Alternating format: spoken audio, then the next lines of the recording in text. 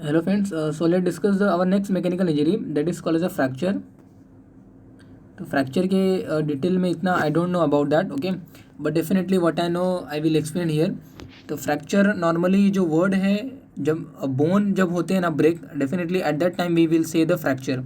Otherwise ligament है, tendon टूट गई है या फिर टेंडन ब्रेक हो गया है, तो at that time we will not say fracture this word. Okay, you should know this. Simple fracture, compound fracture. So this is a type of injury that is almost associated with the bone and not with the other tissues or organ. Okay, the fracture term is not used when cartilage or ligament or tendon is affected. Owing to lack of osseous tissues, then only we will see the fracture. Okay. So direct indirect fracture क्या है? Direct fracture मतलब क्या है कि fracture are caused by sudden excessive force that may be either a direct or you can say a kind of indirectly. ये देखिए, direct मतलब क्या है कि bone break at a point of impact. तो wherever you will you can say apply a force और you can say whenever you will hit a part of the bone, definitely at that part will affect. That is called as a direct fracture. Indirect fracture means you will hit a point of the bone but definitely fracturing is taking place at other side. तो indirect bone break some distance away from the point at which force is applied. तो classification direct fracture में focal fracture हैं, बहुत सारे types है इसमें, but definitely I will not explain in detail. तो focal fracture is also called as a tapping fracture. तो direct fracture मैंने आपको बताया कि जहाँ पे हम फोर्स अप्लाई करेंगे, डेफिनेटली एट दैट साइड जो बोन है वो फ्रैक्चर हुआ रहेगा, वो बोन की टीयरिंग होती है या फिर you can say bone will be ruptured. Okay, तो focal fracture also known as a tapping fracture result from a small force applied to a small area. It is usually transverse in nature, typically seen in regions such as firearms or leg where two bones lie adjacent to the each other. Only one of the two bone get fractured. Okay,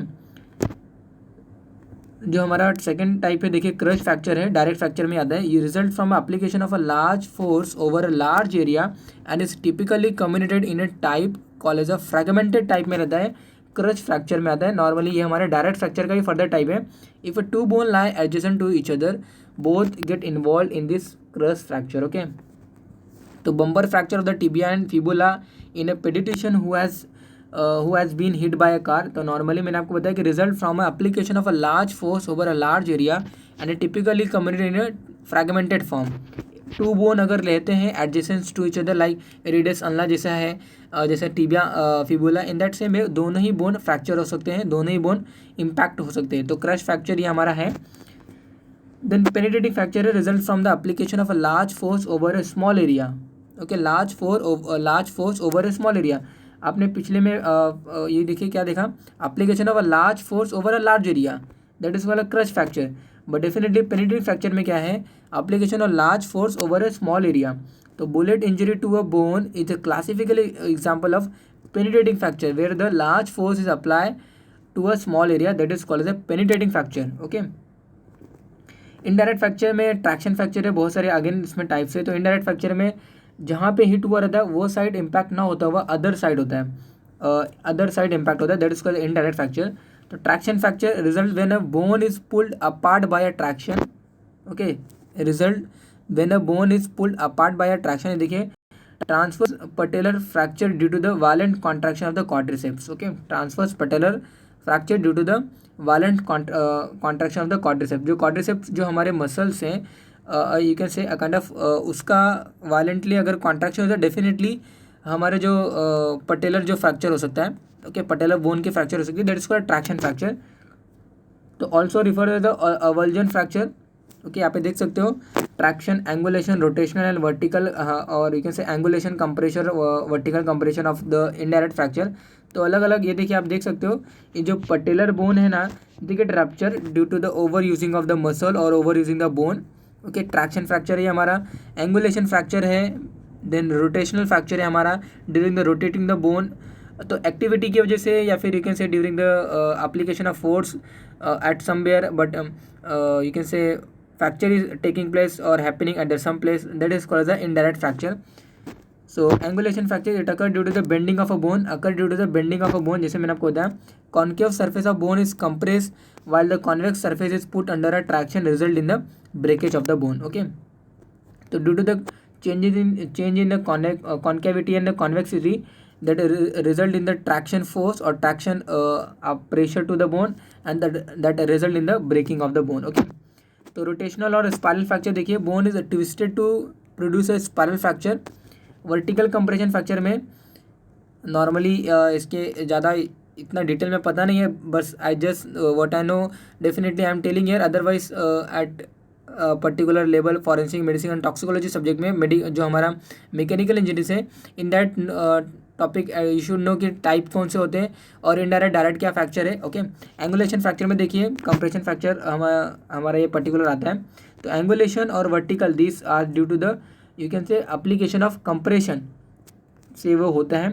green stick fracture incomplete fracture involving only part of the thickness of a long bone, usually encountered in childrens whose bone are plant rather than a brittle. Okay, green stick fracture है हमारा. Simple fracture देखिए, simple fracture is a one where the overlying only part of a thickness of a long bone. Okay, a simple fracture और close fracture is a one where the overlying only part of the thickness of a long bone.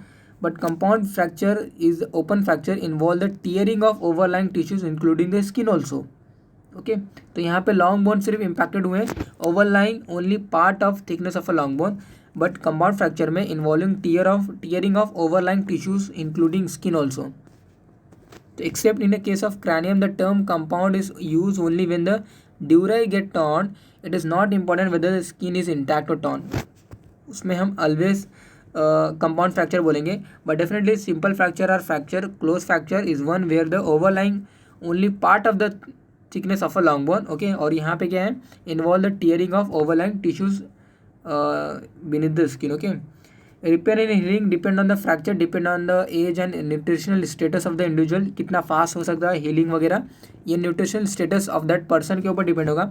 कैंसरलेस bone unites faster than cortical bone. You all know that कि two type of bone we have, cortical bone and cancellous bone. Okay, then 5 stages of healing है. देखिए haemorrhagic face है हमारा, proliferation face है. तो proliferation phase में जो collar is form around the fracture and by proliferation of cell from a periosteum and endosteum. Okay, तो endosteum and periosteum से जो भी सेल एक्स्ट्रा सेल जो फॉर्म हो रहेंगे, जो proliferation of the periosteum and endosteum के जो सेल्स है, definitely they will form a collar like structure around the fracture area. Okay, callus phase में क्या होता है, cellular elements give rise to osteoblasts and chondroblast which produce the matrix of the collagen and polysaccharides impregnated with the calcium. This is called as a callus in children. Okay, next one is consolidation phase है हमारा. Consolidation phase में the callus is transferred into the mature bone which take about 4 to 6 weeks in children and may take a month in adult. For the consolidation phase where the whatever matrix get deposit at that site of the fracture, definitely they will consolidate. Okay, after a month or after 4 to 6 weeks in children also. Remodelling phase जो हमारा final phase होता है ये. Okay, where the mature bone is remodelled again. Medical legal importance और last slide was the tourist class. Normally जो fracture वगैरह अगर किसी के थ्रू अगर होता है, एक्सीडेंटली हो गया तो कोई बात नहीं, बट डेफिनेटली अगर यू कैन से इंटेंशनली अगर कोई फ्रैक्चर वगैरह होता है तो ग्रीवियस हर्ट की कैटेगरी में आता ही है. तो साइट ऑफ फ्रैक्चर में indicate the cause of death. Okay, fracture of hide bone अगर होती है तो डेफिनेटली दैट सजेस्ट की थ्रॉटलिंग है, मैनुअल थ्रॉटलिंग वगैरह हो रहा है, that's why kind of A fracture हुआ है. Time of occurrence of a fracture can be estimated from the stage of the healing process. तो मैंने जैसे बोला हीमोरेजिक फेस है, कैलस फेस है, कंसोलिडेशन फेस है. ओके, दिस यू कैन से दिस टाइम पीरियड ये 1 by 1 होता है. हीमोरेजिक फेस के बाद कैलस फेस के बाद कंसोलिडेशन फेस है. तो that you can say occurrence of the fracture can be estimated from the stages of healing process. तो कौन से स्टेज में वो हीलिंग प्रोसेस है, depending on that we can estimated कि ये कब फ्रैक्चर हुआ था. ओके, तो that is all about our for fracture.